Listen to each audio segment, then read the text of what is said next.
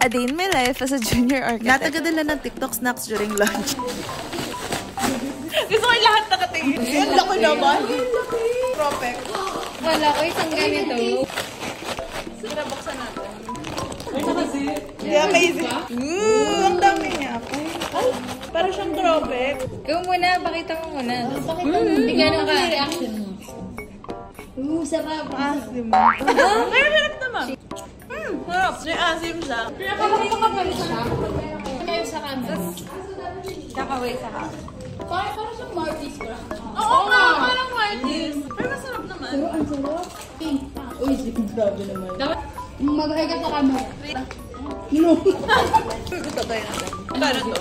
Ito yung spicy. Ito spicy. Sarap naman.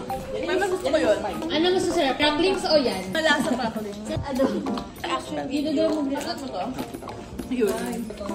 Oo, ginagamit tayo. Gusto ko to. Mas sweet to eh. Eh, ako mas sweet to for me. Mahalap ang anghang. May anghang kasi siya eh. Iba yung anghang niya, may kasamang kabis yung anghang niya. Nakakadid ako. Pero akala ko talaga makapal siya, no?